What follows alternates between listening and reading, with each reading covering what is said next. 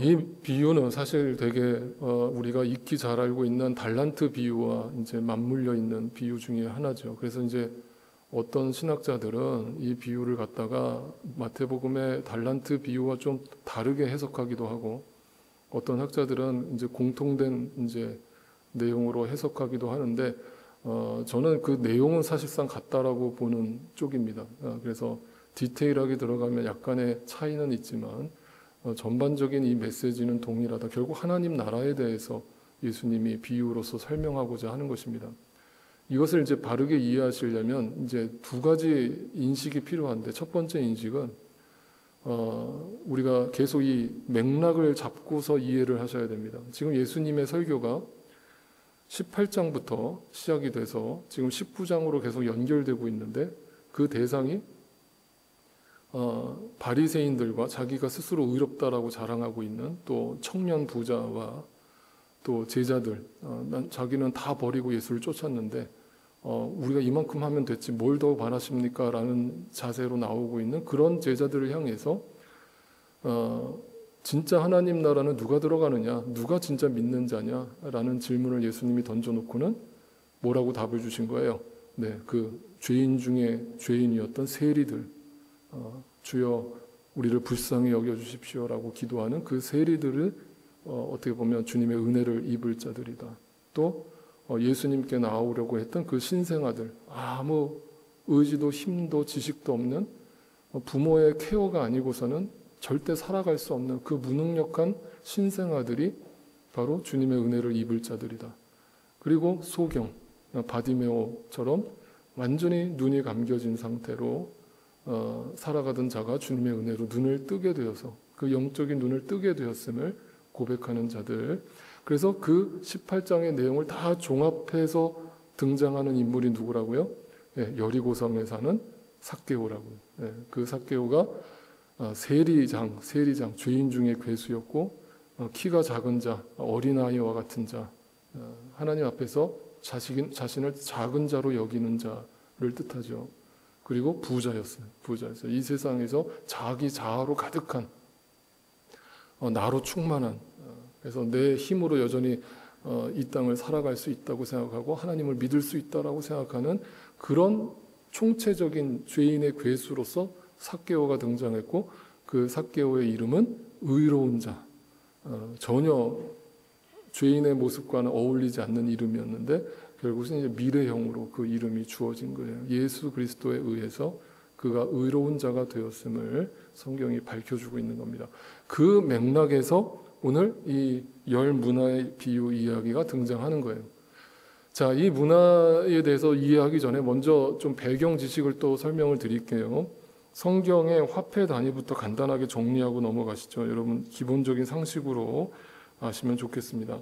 성경의 화폐 단위가 이렇게 여러 개 어떤 단어, 모르는 단어들이 나올 때 이게 뭐지 하시는데, 이게 도대체 어떤 의미로 쓰여졌을까를 그 단위를 보면 이해하실 수가 있어요. 성경에서 가장 많이 나오는 화폐 단위는 데나리온이죠. 데나리온. 1데나리온이 어느 정도의 가치가 될까요? 1데나리온은 일단 당시에 로마의 커런시였어요. 이제 로마의 화폐였습니다.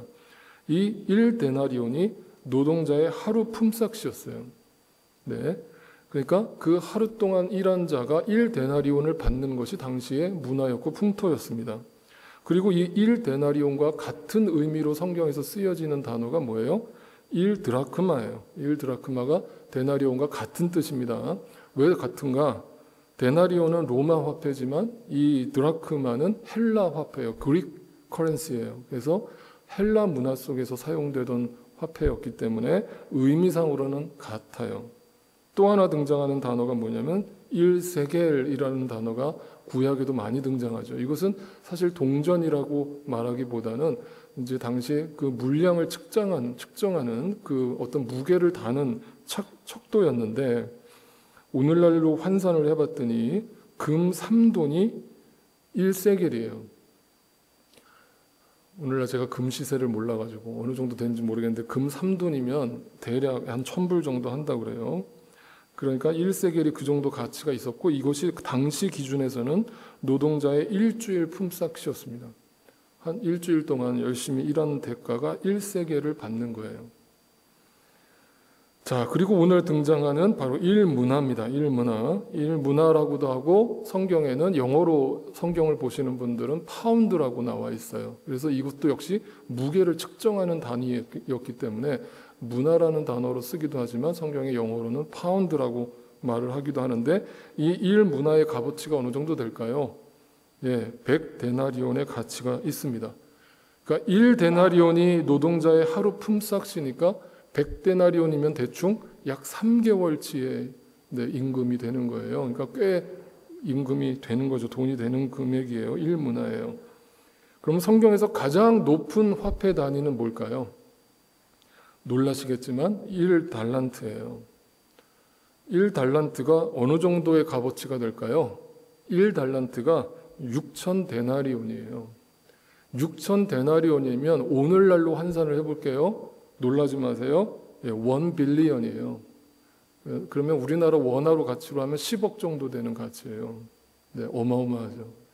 그러니까 이제는 주일학교에서 달란트 시장 이런 거 말 바꿔야 돼요. 달란트 시장이 10억짜리 놓고 하는 달란트 시장이 어디 있어요? 네, 어마어마한 값어치예요. 그런데 이제 우리가 여기서 이제 착각하는 게 바로 이런 거거든요. 마태복음에 등장하는 달란트 비유와 지금 누가복음에 등장하는 문화의 비유를 같은 의미로 해석을 할 때 이제 보통 이렇게 해석하는 거예요. 이 달란트라는 단어를 뭐라고 해석을 합니까? 예전에 목사님들은 뭐라고 해석하셨어요? 탤런트라고 해석을 하셨잖아요. 영어 그대로 탤런트. 그 뜻이 뭐예요? 말 그대로 재능이라는 뜻이에요. 재능. 그러니까 재능을 하나님께서 각자 은사에 맞게 재능을 주셨는데 그 재능을 썩히지 말고 하나 앞에 교회에 충성해라. 이제 그런 뜻으로 이 달란트 비유를 해석을 하셨단 말이에요. 그런데 제가 미리 말씀드리면 전혀 그런 뜻 아니에요. 네. 이 성경의 달란트라고 하는 단위와 이제 영어로 탤런트라고 하는 그 재능이라는 뜻은 전혀 다른 뜻입니다. 물론 그 탤런트라는 단어가 이 달란트라는 단어에서 빠져나온 건 맞아요. 그런데 전혀 성경에서는 그것을 재능이라고 말한 적이 단 한 번도 없어요. 그러니까 저도 옛날에는 그렇게 설교했었어요. 옛날 목사님들한테 그렇게 배워가지고. 근데 제가 신학교 가서 공부하고 나서 깜짝 놀랐어요. 전혀 그런 뜻 아니라는 걸 알게 됐어요. 우리가 얼마나 성경을 왜곡해서 보는지를 또 알게 되는 거죠. 달란트는 말 그대로 그냥 화폐 단위로 봐야 되는 게 맞아요. 자, 그러면 오늘 본문에 등장하는 것은 이 일문화와 일달란트에 대한 이야기가 나오는 겁니다. 자, 11절부터 자세히 살펴보시죠. 11절에 그들이 이 말씀을 듣고 있을 때에, 자, 어떤 말씀을 듣고 있을 때예요? 어떤 말씀을 듣고 있었어요? 그 바로 전 이야기가 누구 이야기예요? 삭개오 이야기예요. 삭개오가 무슨 이야기를 했어요? 주님이 삭개오 집에 들어오셔가지고 뭘 하셨어요? 함께 식사를 하시니까 삭개오가 주님 앞에서 무슨 결단을 했어요? 자기가 자기 재산의 절반을 가난한 자들한테 나눠주고 내가 토색한 것이 있다면, 내가 누군가의 사기를 친 게 있다면 4배나 갚아주겠다라고 어떤 진심을 담아가지고 주님 앞에 고백을 했더니 주님께서 뭐라고 삭개오한테 축복을 하세요? 네가 아브라함의 자손이 되었다 라면서 그에게 구원을 약속하시죠. 그 말씀을 듣고 있을 때 사람들이 어떻게 반응했을까요? 야, 할렐루야, 삭개오가 구원받았다. 야, 진짜 하나님의 은혜는 놀랍다. 막 찬양했을까요? 그렇지 않았어요. 뒤에서 수근수근 거렸어요. 수근수근. 저 예수님 좀 이상해. 야, 세상에 어떻게 구원할 사람이 없어 저런 인간을 구원하겠다는 거야? 어떻게 저런 인간이 구원받았다는 거야? 라면서 뒤에서 사람들이 수근수근 거리면서 손가락질을 해요. 그러니까 이걸 보시고 나서 예수님이 사람들이 그 삭개오 집에 임한 구원의 의미를 이해했다는 거예요? 못했다는 거예요? 전혀 못하고 있다는 거예요. 그러니까 그것을 덧붙여서 설명하시려고 그 삭개오, 다시 말하면 죄인 중에 괴수고 작은 자고 부자, 자기 자아로 충만한 죄인의 대표로 등장하는 그 삭개오가 예수 그리스도의 전적인 은혜로 구원받게 되는 이 사건이 어떻게 일어날 수 있느냐? 바로 그게 이제 하나님 나라인데 그 하나님 나라가 어떻게 너희 안에 이루어지느냐를 설명하기 위해서 비유로 말씀하신 게 이 열문화의 비유예요. 그러면 비유라는 거는 뭐예요? 우리한테 쉽게 설명하려고 하시는 거죠. 그러면 우리가 그 말을 못 알아들을 거라는 걸 전제해 놓고 있는 거죠. 자, 그래서 예수님이 이 말을 알아듣게 하기 위해서 쉽게 말씀하셨는데, 여러분 지금 다 이 본문을 저하고 읽어보셨지만 쉽게 납득이 되시나요? 만약 그게 재능이 아니고 은사가 아니라면 이 말씀이 도대체 무슨 뜻인지 납득이 되세요? 이해가 잘 안 가요. 그런데 당시 사람들은 이 비유를 듣고서 철석같이 알아들었어요. 왜 철석같이 알아들었냐면 이 비유가 당시 사람들이 다 알고 있었던 비유를 예수님이 하셨기 때문인데, 보시면 뭐라고 얘기하세요? 그 비유를 드신 이유를 뭐라고 설명하시는지 보세요. 이 비유를 드신 것은 예수께서 예루살렘에 가까이 이르신 데다가, 자, 예수님께서 예루살렘에 가까이 가신 이유는 뭐예요? 뭐하러 가셨어요? 네? 거기서 부귀영화를 누리시러 가신 거예요? 세상의 왕으로 등극하시기 위해서 가신 거예요? 십자가에 죽으러 가신 거예요. 그러니까 십자가에 죽으러 가시는데 사람들은 왜 예수님이 죽으러 가시는지를 알아요? 몰라요? 몰라요. 그러니까 사람들이 하나님 나라가 당장에 나타나는 줄로 생각하고 있어요. 착각하고 있어요. 어떻게 착각하고 있는 거예요? 예수님이 곧 이스라엘의 왕이 되셔서 예루살렘에 들어가시면 물 위를 걸으셨던 기적을 일으키시고 오병이어의 기적을 일으키시고 병자를 일으키시는 기적을 일으키시면서 이 로마 제국을 한순간에 무너뜨리고 우리를 독립시키고 통일시키고 해방시킬 거야 라는 그 정치적 메시아로서 예수님을 기대하고 하나님 나라를 기대하고 있었던 거예요. 아, 그 메시아가 예루살렘에 가까이 왔다. 그런데 예수님이 이 비유를 그럼 왜 하신 거예요? 너 착각이야. 크게 착각하고 있는 거야. 오해하지 마 라는 뜻에서 이 비유를 말씀하신 거예요. 자, 그러면서 당시 사람들이 다 알고 있는 비유를 말씀하시는데 12절을 보세요. 그래서 예수께서 말씀을 시작하시는데 귀족 출신의 어떤 사람이, 귀인이라고 번역되어 있죠. 그 사람이, 어떤 사람이 왕위를 받아가지고 돌아오려고 먼 나라로 길을 떠날 때, 이 얘기를 딱 시작할 때 당시 사람들은 아, 예수님이 지금 무슨 얘기를 하시는지를 다 단번에 알아들었어요. 무슨 얘기냐면, 여러분 당시에는 이제 로마 제국이 통치하고 있었던 시대 아닙니까? 그죠? 근데 로마 제국이 통치하는 방식이 뭐예요? 자신이 식민지로 삼은 그 나라를 로마가 직접 통치를 했습니까? 아니면 간접 통치를 했습니까? 간접 통치를 했어요. 그걸 뭐라고 하냐면 분할 통치를 했다고 그래요. 분할 통치. 그래서 그 유대인 나라의 정치인들을 정치꾼으로 이제 왕으로 삼아가지고 그 땅을 다스리게 하고 세금만 제대로 갖다 바치게 했단 말이에요. 그래서 그 당시 유대를, 팔레스타인 지역을 다스리고 있던 왕이 누구예요? 헤롯 왕이죠. 헤롯 왕이에요. 그 헤롯 왕에게 세 아들이 있었어요. 그 세 아들이, 첫째가 안티파스, 헤롯 안티파스, 둘째가 헤롯 빌립이고, 셋째가 에칼레오예요. 에켈레오라고도 하고 발음상 에켈레오라고 하는데, 이 에켈레오라고 하는 사람이 분봉왕으로서 등극하게 되는데, 이 당시에 로마에게 속국으로 식민지 통치를 받고 있었기 때문에 자기 멋대로 왕을 세울 수가 없어요. 어떻게 해야 돼요? 왕으로 등극하려면 로마에 가가지고 황제한테 허락을 받아야 돼. 그래가지고 이 에클레오라고 하는 사람이 자기가 분봉왕이 되겠다라고 먼 나라로 간 게 어디예요? 로마로 간 거예요. 로마로 가서 왕으로서 등극을 받으려고, 허락을 받으려고 찾아간 거예요. 그 이야기를 하니까 사람들이, 예수님이 그 얘기를 하니까 그거는 예수님이 에켈레오가 예수님 자신이라고 지금 비유하신 게 아니라 그 당시에 모든 사람들이 다 알고 있었던 어떤 정치 스토리를 예수님 자신에게 빗대서 하나님 나라를 설명하는 도구로 사용하고 계신 거예요. 이해가 되세요? 이해 안 되시면 여러분 설교 다시 한번 들어보세요. 그래서 예수님이 이 비유를 들으실 때 사람들은 단번에 알아들었어요. 아, 지금 무슨 얘기 하시는지 알겠어요. 자, 그런데 14절을 먼저 보세요. 그런데 그의 시민들은 그를 미워했어요. 자, 그 에켈레오가 왕이 되는 것을, 왕으로 허락받는 것을 사람들이 좋아했어요? 안 좋아했어요? 안 좋아했어요. 실질적으로 역사 속에 있었던 일입니다. 이 에켈레오의 엄마가 누구냐면은 사마리아 여인이었어요. 그래서 유대인들은 사마리아 사람들을 아주 지독히도 싫어했기 때문에 그가 우리의 분봉왕이 되는 것을 원치 않았던 거예요. 그래서 어떤 짓을 합니까? 그 사람이 로마 황제 앞에 가기 전에 미리 사절단을 그 로마 황제한테 파송을 해가지고 어떤 일을 해요. 절대 저 사람 왕으로 세워주면 안 됩니다라고 방해 공작을 하는 거예요. 이런 일들이 실제로 역사 속에 있었던 거예요.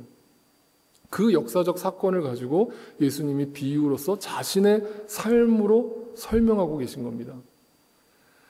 자, 우리는 이 사람이 우리의 왕이 되는 것을 원하지 않아요. 그러면 이 이야기 속에서 예수님이 이 이야기를 하시는 것은 뭐예요?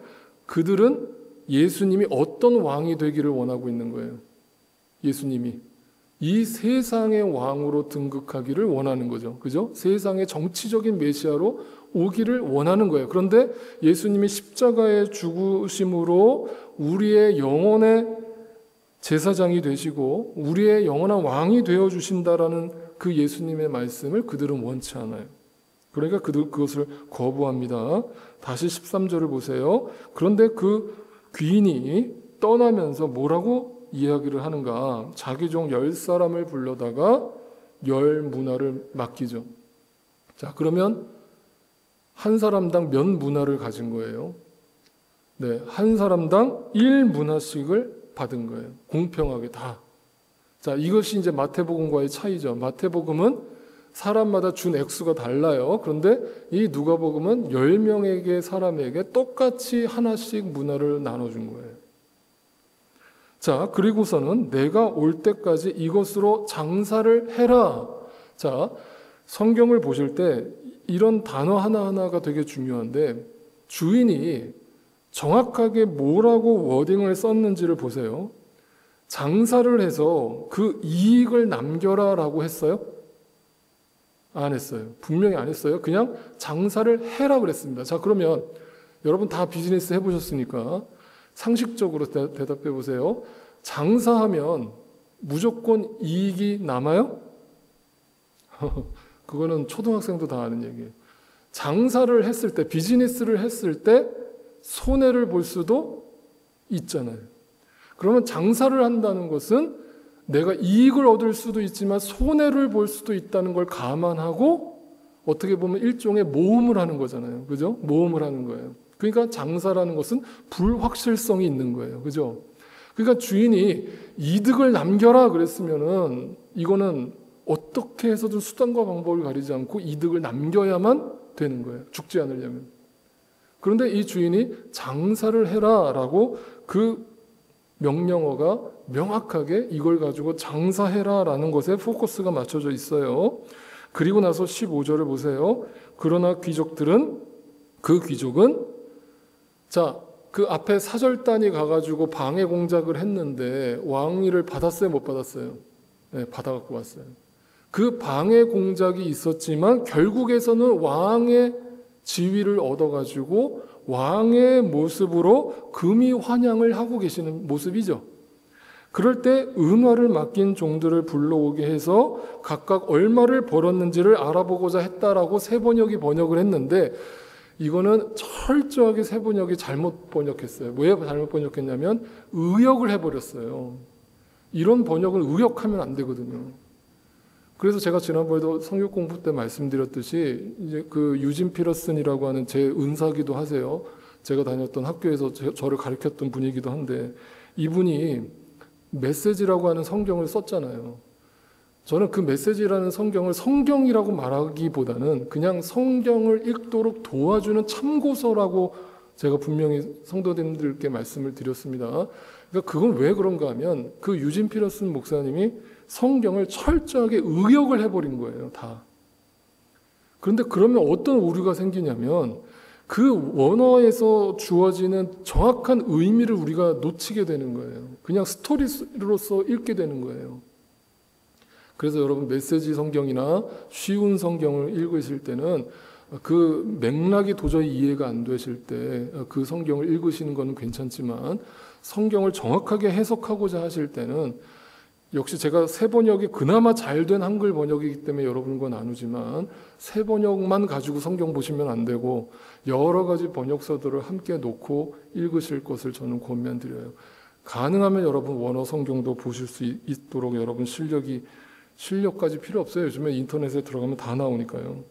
네, 그렇게 이해하시면 좋겠어요. 이게 뭐냐면 의역을 해버린 거예요. 각각 얼마를 벌었는지라고 원어에는 그렇게 적혀 있지 않아요. 정확하게 워딩을 쓰면은 무엇을 벌었는지를 묻고 계십니다. 무엇을. 그러니까 개정 성경도 그걸 어떻게라고 의역을 해버렸어요. 어떻게가 아닙니다. 원어를 보면 무엇을 벌었냐라고 묻고 계세요. 자, 그랬더니 첫째 종이 뭐라고 대답을 합니까? 주님, 나는 한 문화로 10문화를 벌었습니다. 한 문화를 동일하게 갖고 있었는데 10문화라는 것을 내가 얻었습니다 라고 대답을 한 거예요. 그랬더니 주인이 칭찬을 해요. 착한 종아, 잘했다. 네가 아주 작은 일에 신실하였으니 10고을을 다스리는 권세를 차지하라 라면서 마치 그에게 엄청난 상급을 주시는 것처럼 들려요. 계속 볼게요. 둘째 종이 나옵니다. 둘째 종이 한 문화로 5문화를 벌었어요. 역시 칭찬을 하시면서 5고을을 차지하라고 명령을 하세요. 마지막 세 번째 종이 등장합니다. 다른 한 종이 뭐라고 얘기해요? 주인, 한 문화를 여기 있습니다. 나는 이것을 수건에 싸서 보관을 했습니다. 이걸 좀 이렇게 이해하셔야 돼요. 이것도 역시 당시 사회적 통념으로서 이 말씀을 이해하셔야 되는데, 당시 사회 통념에서는 이 귀한 어떤 물건을 갖다가 그냥 수건 보자기에 싸서 보관을 했다라는 것은 그 물건의 값어치를 굉장히 낮게 여겼다라는 의미가 담겨 있어요. 왜냐하면 진짜 귀한 물건은요, 당시에는 은행이 있어요, 없어요? 오늘 성경에 은행이라는 단어가 나오죠. 여러분 오늘날 은행 생각하시면 큰일 납니다. 그런 은행 없었어요. 당시에는 다 이렇게 시장에 이렇게 자판 깔아놓고 거기서 이제 돈 거래하던 그런 게 은행으로 생각했던 거예요. 근데 당시에는 귀한 보물이나 귀한 물건이나 귀한 돈이 자신한테 생기면 무조건 얻다 갔다가 맡겼을까요? 은행이 아니고 얻다 갔다 맡겼을까요? 땅에다 갖다 묻었습니다. 땅에다 갖다 묻었어요. 그래서 여러분 뭐예요? 그 천국을 비유하는 그 비유에서도 천국을 그 보화로 비유하는데 어디서 그 보화를 발견해요? 밭에 감추어진 보화를 발견하죠. 이게 당시 사회적 통념 속에서는 그게 당연한 거예요. 귀한 보화는 반드시 땅 속에 묻어둬야 되는 거예요.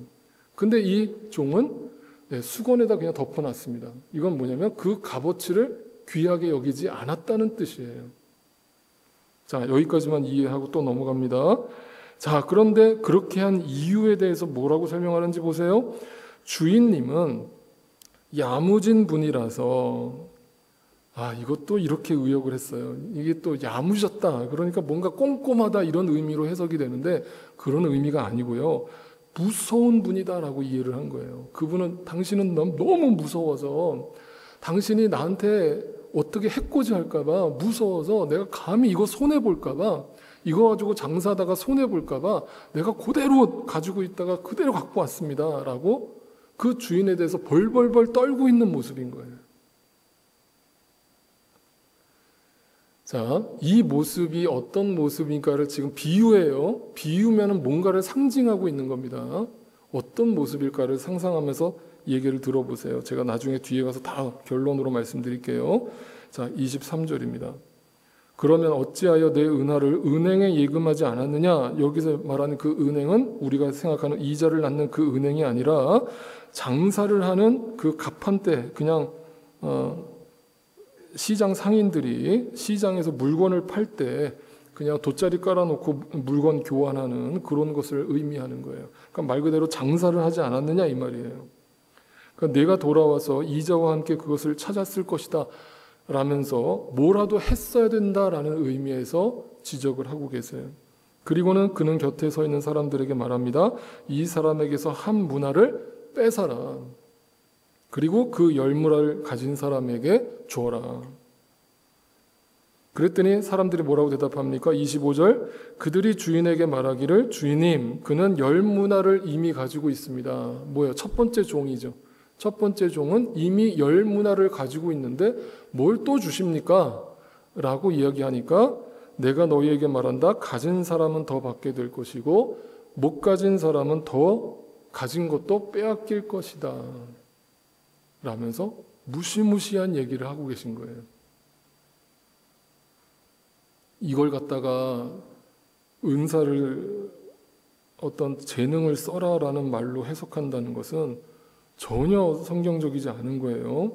27절입니다. 그리고 내가 자기들의 왕이 되는 것을 원하지 않은 나의 이 원수들을 이리로 끌어다가 내 앞에서 죽여라. 그 사신을 보냈던 왕이 되는 것을 반대했던 자들을, 다시 말하면 예수 그리스도가 세상의 정치적 메시아로 등극하기를 기대하고 있었던 그 자들을 잡아다가 죽여라, 심판하고 있는 장면입니다. 이게 왕이 다시 오실 때에 일어날 일이다 라면서 이것이 하나님 나라의 모습이다라고 설명하신 거예요. 자, 그럼 이제 풀어드릴게요. 다시 11절로 가보세요. 이 말씀을 하신 이유가 정확히 뭐라고요? 네, 하나님 나라에 대해서 오해하고 있는, 예수님이 이 땅에 오신 이유에 대해서 오해하고 있는 자들에 대해서 그 오해를 풀기 위해서 예수님이 누구나 다 알고 있는 당시의 정치적 상황을 비유로서 설명하시면서 그 아켈레오의 이야기를 꺼내시면서 예수님 자신의 이야기를 빗대서 설명하고 계신 거예요. 그러면 여기서 뭐예요? 이 열심히 일해서 뭔가를 얻었다라고 말하는 자와 아무것도 하지 않고 그 한 문화를 지켰다가 주인 앞에 가지고 나온 사람의 차이는 뭐라는 거예요? 자, 삭개오가 어떻게 구원을 받았습니까? 다시 한번 문맥으로 돌아가 보세요. 삭개오가 어떻게 구원을 받았습니까? 전적인 하나님의 은혜로, 예수 그리스도의 은혜로 구원을 받았습니다. 그에게는 어떤 구원받을 만한 자격도, 지식도, 능력도 아무것도 없는 사람이에요. 죄인입니다. 그 죄인이 뭔가를 해서 이득을 남기고 이윤을 남기는 것이 만약에 하나님 나라의 모습이라면 그것은 성경 전체적인 관점에서 정면으로 배치되는 이야기가 되죠. 단적인 예로 포도원의 비유만 우리가 생각해봐도 우리는 그 답을 알 수 있죠. 포도원의 비유에서 아침 9시에 나와서 일하는 사람이나 오후 5시에 와서 일하는 사람이나 그 상급이 똑같아요? 달라요? 똑같아요. 그건 누구 마음이에요? 주인 마음이에요. 거기다 대고 왜 나는 아침 9시부터 와서 일했는데 나는 저 사람하고 똑같이 받습니까? 라고 따질 수 있어요? 없어요? 없어요. 전적인 하나님의 은혜로 모두에게 똑같이 열문화가 공평하게 주어지는 곳. 네. 그러니까 여기서 얻은 상급이라는 것을 우리의 이 땅의 어떤 개념으로서 내가 열심히 봉사하고 충성해서 내가 10문화를 남겼다, 5문화를 남겼다, 그래서 하나님께서 나에게 이런 상급을 주셨다라고 해석하면 안 되는 거예요. 만약에 하나님 나라가 이 세상처럼 뭔가 차별이 있고 등급이 있고 계급이 있다면 거기는 하나님 나라예요? 아니에요? 아니에요. 그러면 성경에서 말하는 상급은 뭐예요? 뭐예요? 예수 그리스도 한 분이에요. 그러니까 우리 믿는 자들이 믿음으로 은혜로 하나님 나라에 들어가서 우리에게 가장 큰 상급이 뭐예요? 네. 여러분 왜 그 나라가 그렇게 그토록 가고 싶으세요? 뭐 거기 금은보화가 있을까 봐 기대하고 계세요? 전혀 아니에요. 우리가 누구를 만나게 되는 거예요? 우리의 아버지 하나님을 만나게 되는 거예요. 우리의 구원자 예수 그리스도를 만나게 되는 거예요. 그분과 얼굴과 얼굴을 마주하게 되는 것이고 그동안 부분적으로 알던 나의 모든 단편적인 지식들이 모든 것을 알게 되는 온전한 지식을 얻게 되는 완전한 하나님 나라의 완성을 보게 되는 시간이에요. 우리는 그 하나님과 영원히 교제하는 것이 복이고 상급인 거예요. 아멘이시죠? 네. 그거예요. 그런 의미에서 보면 오늘 그 주인이 왕으로 등극하기 위해서 떠났다라는 것은 곧 예수님이 십자가에 죽으시고 부활 승천하셨다라는 것을 의미하는 것이고, 곧 왕의 모습으로 다시 오실 것임을 그 종들한테 말씀하시고 허락하신 거죠. 내가 다시 올 것을 기다리라고 하신 거예요. 그러놓고 우리한테 부탁하신 것은 장사하라. 그 장사하라는 것은 비유이기 때문에 신앙적으로 재해석한다면 무슨 의미예요? 사역하라는 말의 의미가 있는데, 그 사역이 뭐예요? 교회 봉사하고 충성하는 거예요? 남 돕고 구제하는 거예요? 그게 사역이에요? 아니에요. 잘 보세요. 그러나 너희끼리는 그렇게 해서는 안 된다. 너희 가운데에서 누구든지 위대하게 되고자 하는 사람은 너희를 섬기는 사람이 되어야 하고, 너희 가운데서 누구든지 으뜸이 되고자 하는 사람은 모든 사람의 종이 되어야 한다. 인자는 섬김을 받으러 온 것이 아니라 섬기러 왔으며 많은 사람을 구원하기 위하여 치를 몸값으로 자기 목숨을 내주러 왔다. 사역이 뭐예요? 한마디로 사역이 뭐예요? 내가 죽는 거잖아요. 섬기려면, 누군가를 섬긴다는 것은 내가 죽어야만 가능하잖아요. 그죠? 내가 내 배우자를 섬기는 것이 어떻게 가능해요? 내가 죽어야만 섬길 수 있잖아요. 내가 우리 교회 식구들을 섬긴다는 건 어떻게 가능해요? 내가 죽어야만 가능하잖아요. 내 의가 펄펄 살아있는데 내가 부자인데 섬길 수 있습니까? 절대 못 섬기죠. 그러니까 뭔가를 맡겨주고 장사하라라고 주인이 우리한테 부탁했다라는 것은 사역을 하라는 뜻인데, 그 사역의 의미는 뭐예요? 날마다 내가 부인당하고 내가 날마다 십자가에서 죽는 경험을 하라는 거예요. 그것이 예수님께서 우리에게 먼저 보여주신 길이고, 그걸 보여주시고선 우리를 따르라 하신 거예요. 그게 우리 모든 믿는 신자들이 가야 할 길인 거예요. 그런데 오늘날 현대교회 교인들이 착각하고 있는 게 있죠. 뭔가 이 세상에서 예수 믿으면 잘 되고 일이 잘 풀리고 문제가 해결되고 내가 뭔가 명예를 얻고 부를 누리고 건강을 누리고 조금도 예수 믿고 나서 손해보는 게 없기를 바라는, 그게 뭐냐면 장사를 하지 않고 있는 거예요. 그게 바로 게으른 종이에요. 하나님의 뜻을 알고 똑같이 믿음을 줬는데, 똑같이 문화를 줬는데 그 믿음을 저버리고 여전히 자기 의에 빠져서 다시 삭개오의 옛삶으로 돌아가 버리고 마는 그 자를 성경은 악하고 게으른 종이라고 말씀하고 계시는 거예요. 그것이 두려운 거예요. 무서운 거예요. 역시 이것도 우리의 힘으로 되는 건 아니에요. 여러분, 고린도전서를 제가 이렇게 읽다 보면, 지난번에도 강의를 했습니다만, 고린도 교회는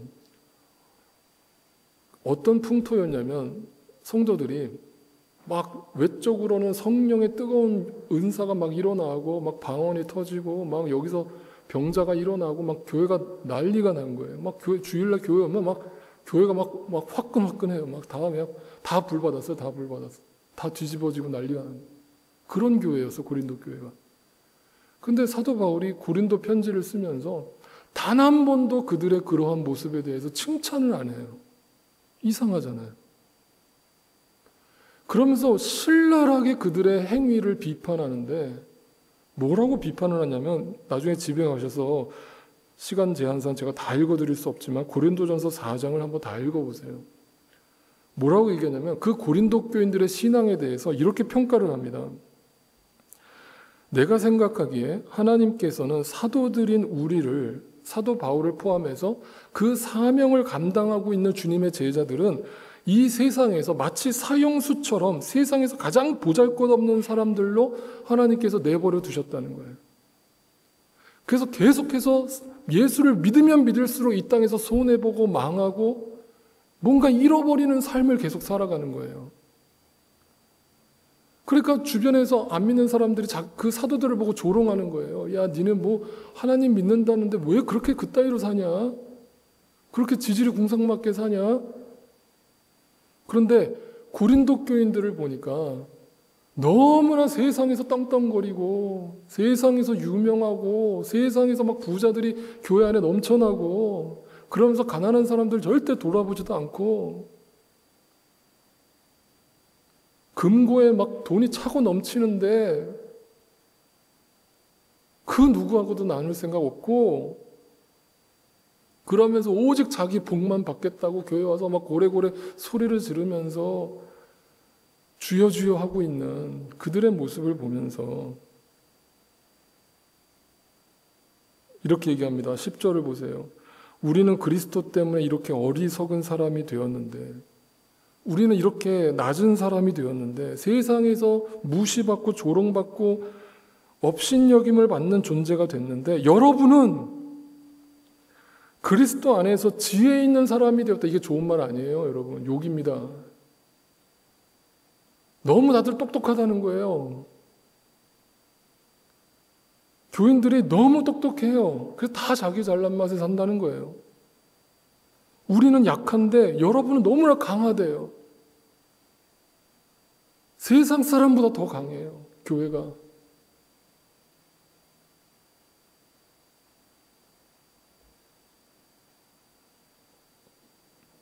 여러분, 교회가 강하면 안 되는 겁니다. 강할 수도 있지가 아니에요. 교회는 강하면 안 돼요.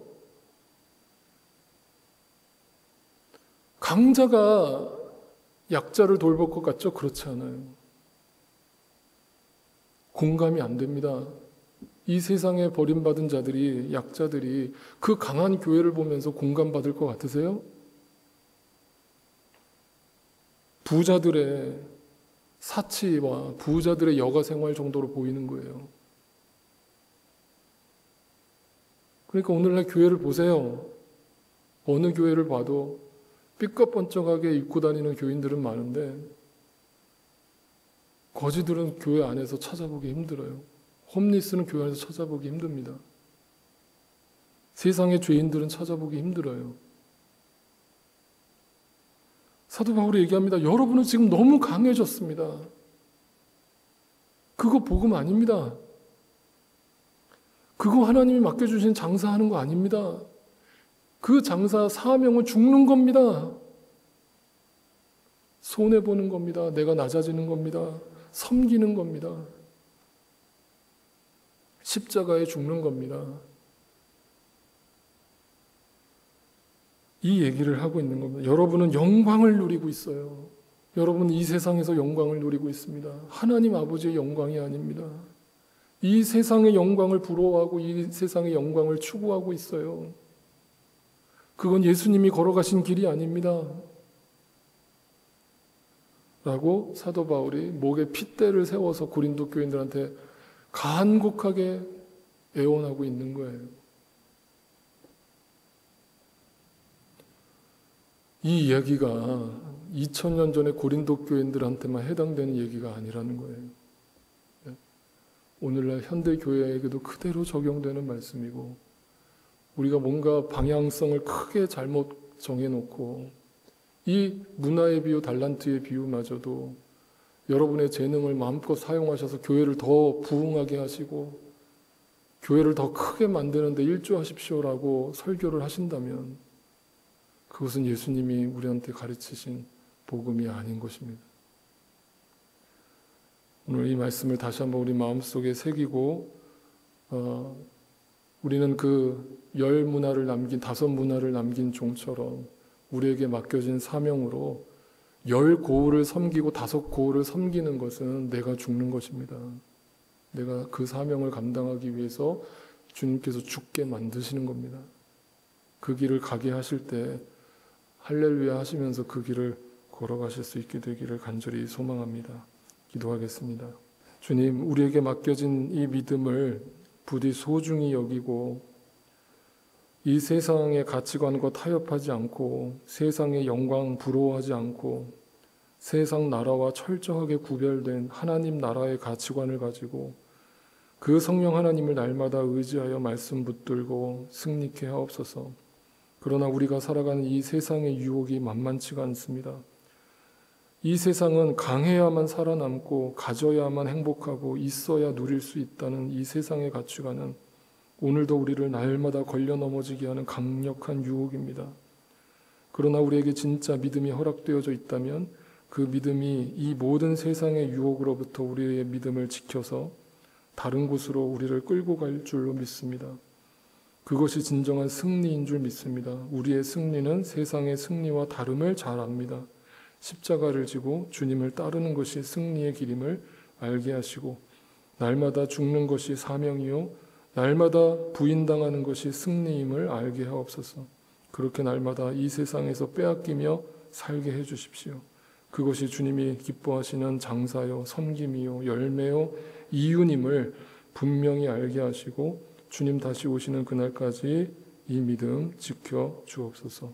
우리 구주 예수 그리스도의 존귀하신 이름으로 간절히 기도드립니다. 아멘.